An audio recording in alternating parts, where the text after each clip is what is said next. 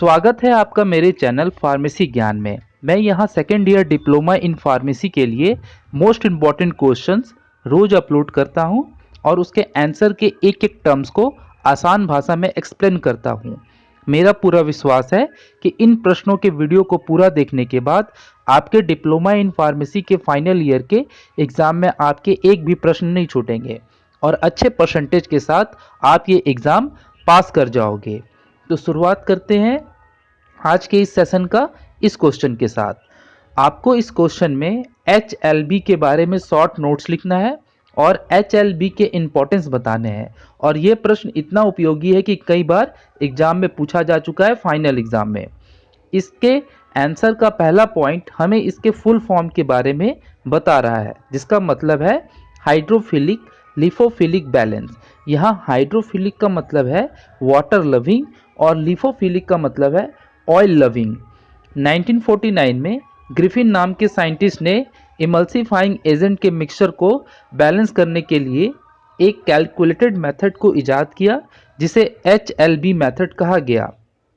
तीसरे पॉइंट में यह बताया गया है कि सरफेक्टेंट मॉलिक्यूल यानी कि इमल्सिफाइंग एजेंट के दो भाग होते हैं।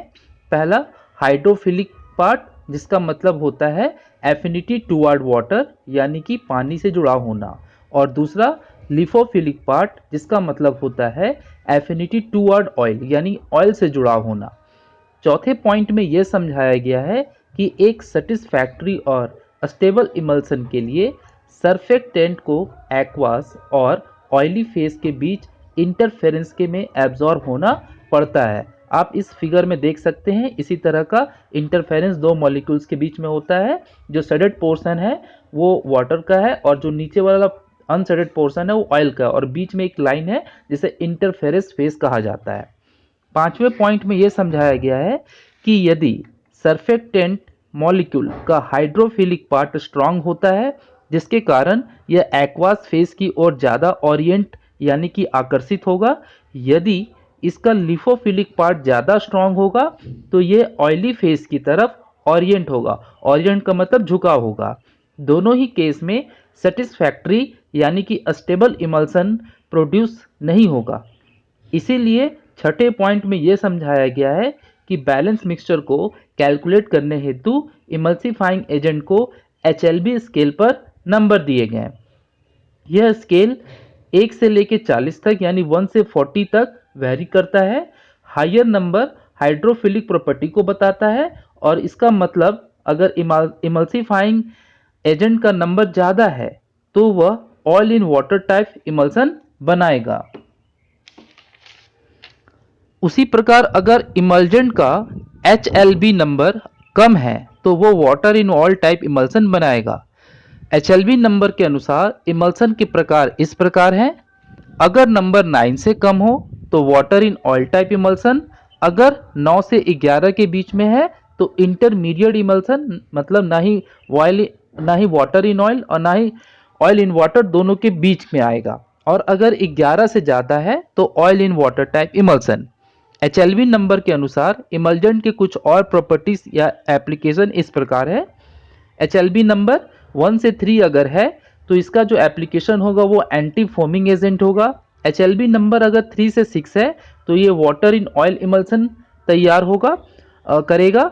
अगर HLB नंबर 7 से 9 है तो वेटिंग एजेंट बनाएंगे, और 8 से 18 है तो oil in water emulsifying agent होगा। 13 से 15 है तो डिटर्जेंट बनेंगे, और 15 से 18 है तो सॉल्युबलाइजिंग एजेंट बनेंगे। तो ये तो थे HLB नंबर के अनुसार कुछ एप्लीकेशन। अब बात करते हैं इंपॉर्टेंस की। तो इंपॉर्टेंस ऑफ HLB इस प्रकार है। पहला, इमल्सन के फॉर्मुलेशन और स्टेबिलिटी के लिए यह इंपॉर्टेंट रोल प्ले करता है। दूसरा, इस विधि के द्वारा नॉन आयनिक इमल्जेंट प्राप्त किया जा सकता है। तीसरा, इमल्सिफाइंग एजेंट को चुनने हेतु ये बहुत उपयोगी होता है। और चौथा, क्रीमिंग एंड क्रेकिंग की समस्या को दूर करने के लिए ये बहुत ही उपयोगी है।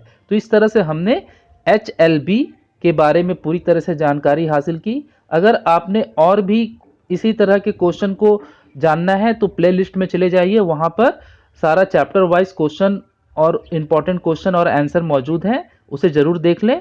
और एग्ज़ाम में आपके बहुत अच्छे मार्क्स आएंगे जब आप इन प्रश्नों का प्रैक्टिस कर लेंगे। तो मिलते हैं नेक्स्ट वीडियो में। Bye bye. अगर चैनल को सब्सक्राइब नहीं किया तो सब्सक्राइब का बटन है उसे प्रेस कर दें और बेल की आइकन को दबा दें और वीडियो को लाइक करें और अपने दोस्तों के भी शेयर करें। Thank you so much.